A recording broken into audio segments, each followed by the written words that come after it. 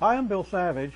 In this quick tip session, I'm going to explain the chromatic scale, what it is, and how we use it in music composition.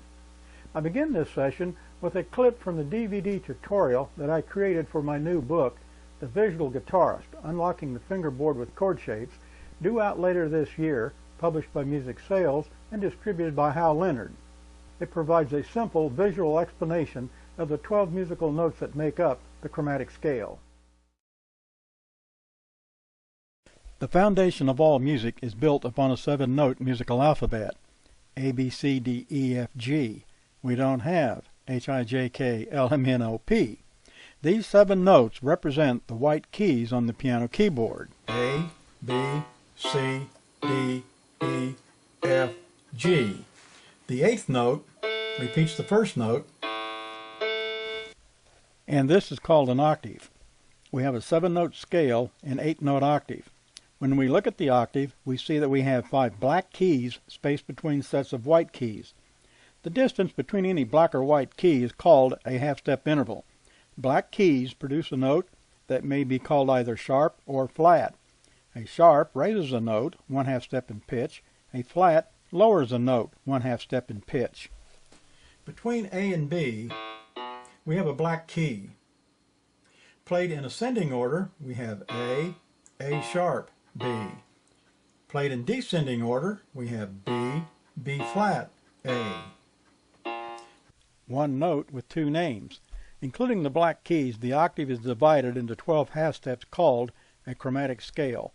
We have 12 chromatic scales, or 12-note chromatic alphabet. The starting note establishes the pitch of the scale. 12 keys, 12 pitches. It is from the notes of the chromatic scale that we build all our scales and modes. The chromatic scale is the mother scale. Each string of the guitar is a chromatic scale. The guitar is a 6 chromatic scale instrument, 6 piano keyboards. Like the piano keys, the fingerboard frets divide the octave into half steps. Each string is tuned to a predetermined note of our musical alphabet. In standard tuning, the 5th string is tuned to the note A440, and this establishes the tuning pitch of the instrument. To recap, we only have a 7-note musical alphabet. We have 5 tones that may be called sharp or flat. The chromatic scale is a 12-note scale, a 13-note octave. Each string of the guitar is a chromatic scale. On the guitar, the chromatic scale may be played in a linear movement, moving up and down the strings. So let's take a look at the first string, E, and see how the notes are placed on the fingerboard. The string is an open E, first fret F, F sharp, G, G sharp, A sharp, B, C, C sharp, D, D sharp, E. The 12th fret is the 13-note octave, E to E. We played the 12-note chromatic scale and repeated the first note, giving us the 13-note octave. Now the second string starts on the note D. B, C, C sharp, D, D sharp, E, F, F sharp, G, G sharp, A sharp, B.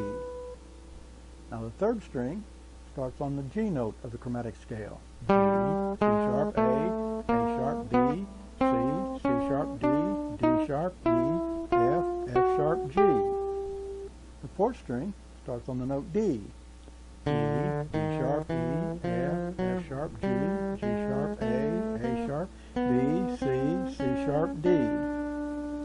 And the 5th string starts on the note A. A sharp, B, C, C sharp, D, D sharp, E, F sharp, G, G sharp, A. Now the 6th string is an open E string and has the same chromatic scale as the first string. Now how easy is it to play a chromatic scale on a guitar? Well, I just played an octave. Pretty simple when you really look at it. So that is the chromatic scale in linear movement. Now I can also play the chromatic scale across the fingerboard, across all 6 strings. So let's look at that.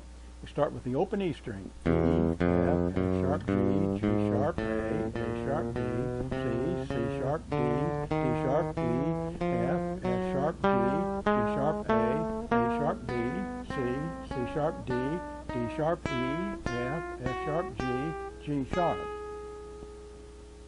So that is a horizontal chromatic scale. Now let's see how we use the chromatic scale in application.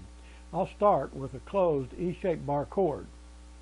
A chord's name is determined by the placement of its root note upon the chromatic scale.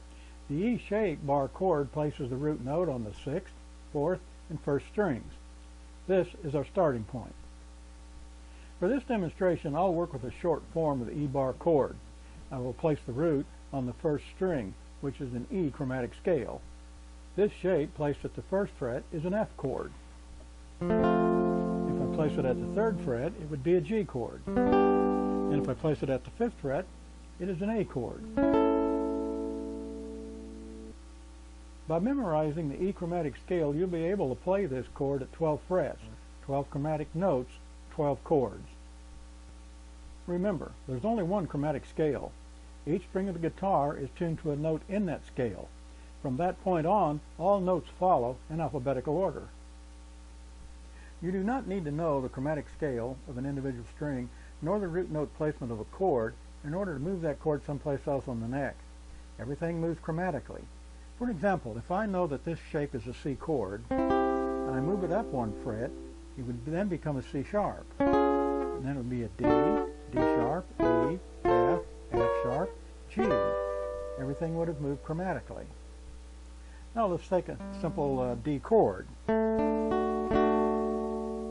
in the chromatic scale, if I move that up one fret, it would become D sharp. Then at the next fret, it becomes an E. F, F sharp, D, D sharp, A, A sharp, B, C. Everything just moves up the chromatic scale. Again, remember, the chromatic scale is all of our musical notes presented in alphabetical order, A through G sharp. Now, here's another way we can use the chromatic scale. It's a great aid when creating riffs. For any riff pattern that does not contain an open string note, like the closed chord, is movable. Therefore, any closed riff pattern without alteration may be played over a series of chords. Now I'll demonstrate this by playing over the 1-4-5 pattern in the key of G. The 1 chord would be G, the 4 chord C, and the 5 chord D.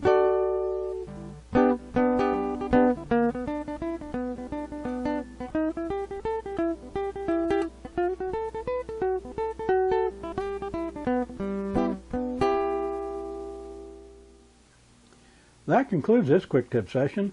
For the visual guitarist, I'm Bill Savidge.